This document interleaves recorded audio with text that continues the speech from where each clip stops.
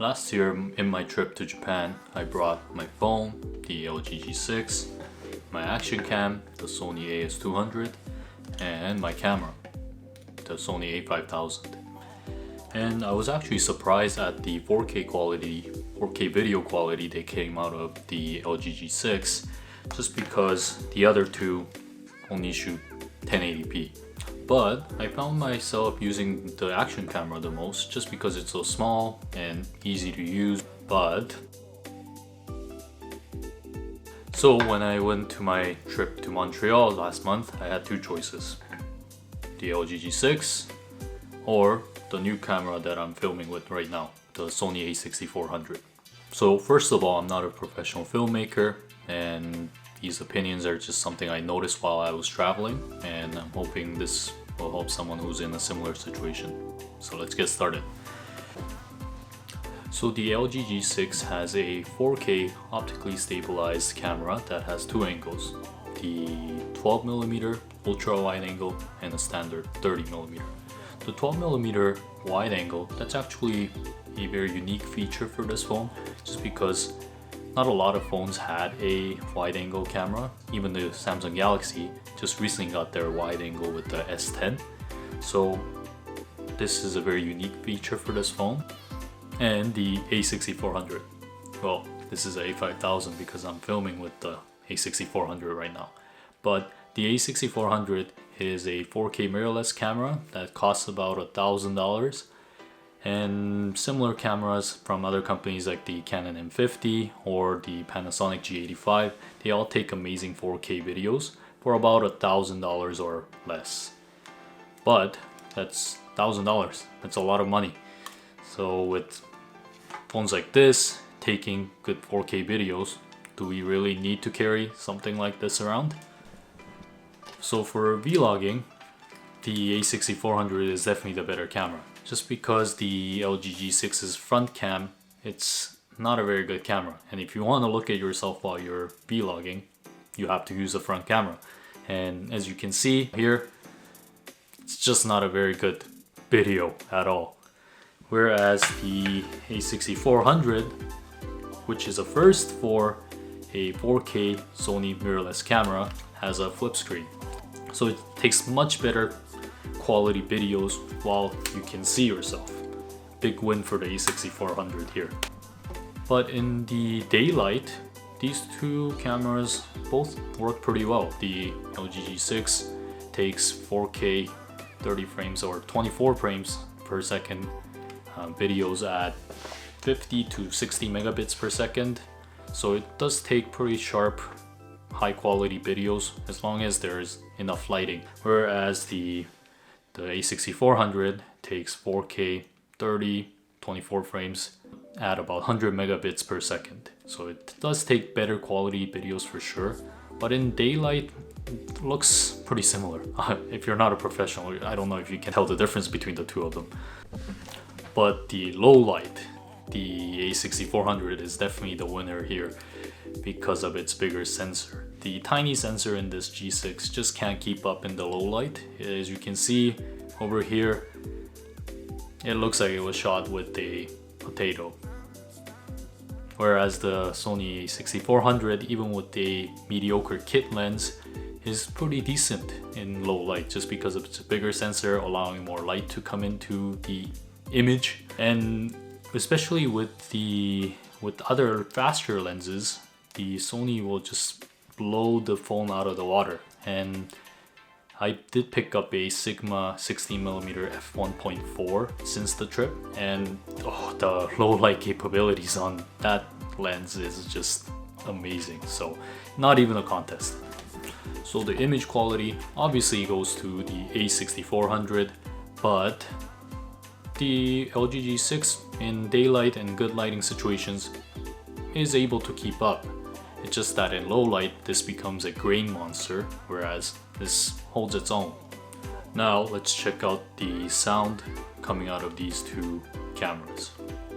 So both microphones from the A6400 and the G6, they're decent. The onboard mic catches decent sound, and I think it's definitely usable for YouTube videos. A6400 internal mic test.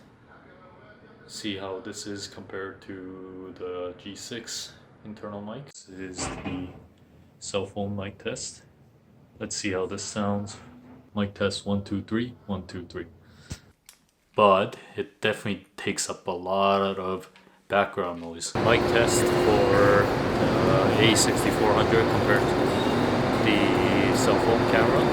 Okay, now testing the cell phone's internal mic in a busy subway station.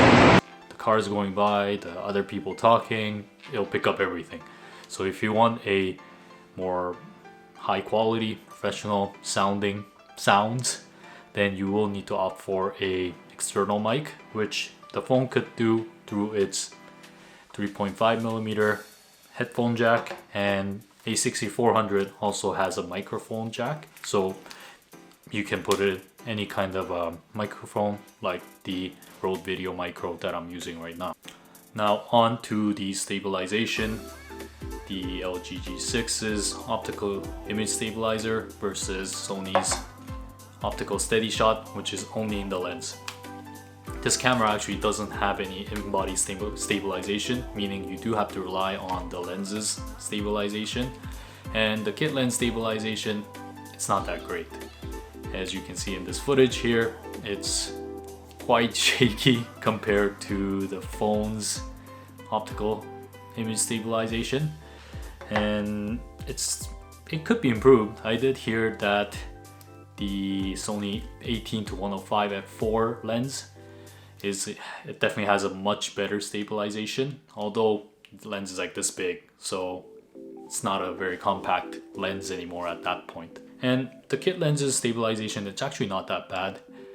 The video that you just saw, that's me at the airport with the backpack on, pulling my luggage, and just hand holding the A6400.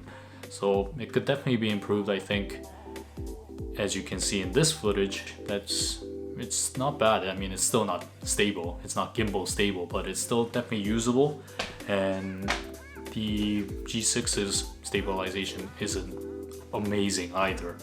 So both of them could benefit from gimbals.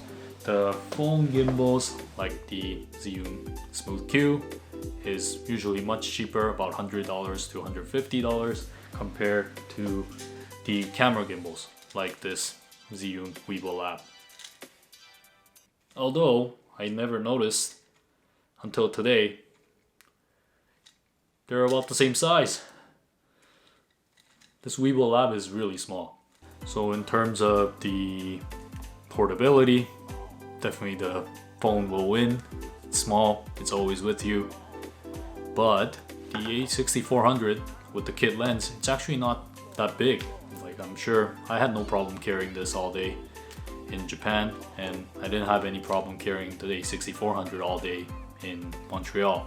So definitely it's not as big as you think, and it's definitely usable as a travel camera, especially with the kit lens. Even with bigger lenses, you can always swap them in and out, so it's not something that is a big concern, at least to me. I think it's not a bad size and weight to carry around. Still, throughout this trip, I kept thinking, what if I still had my action camera? It's still much nicer to have a dedicated small camera that takes amazing 4K videos and decent audio. Sony, please just give us the X4000. The X3000, which is a much better version of the AS200, takes great 4K videos, optically stabilized, and amazing audio, but it's 3 years old, so that's when like the GoPro Hero 5 came out, I think, so it's ages ago. So just update that, Sony. That could be your best camera that most people can buy. But until Sony decides to update that X3000, the best travel camera in my opinion will be the DJI Osmo Pocket. This is a very small gimbalized camera that takes 4K at 60 frames per second. So it's definitely a very travel friendly camera. So I picked this up after my trip to Montreal, and I'm excited to see how this will fare against the A6400 in my next trip. To conclude, both the phone and the mirrorless camera are great travel video options. They both take decent image. This is easier to carry. This takes better image. So you just have to pick and choose which one you value more. For myself, definitely the A6400, just because I do like shooting in low light situations. And now, especially with that Sigma f1.4 lens, it's gonna be even better in low light. So I can't wait to shoot more low light footage. But I do understand it's most of these videos you are making for your own memories. So either works, just pick and choose whichever one you prefer.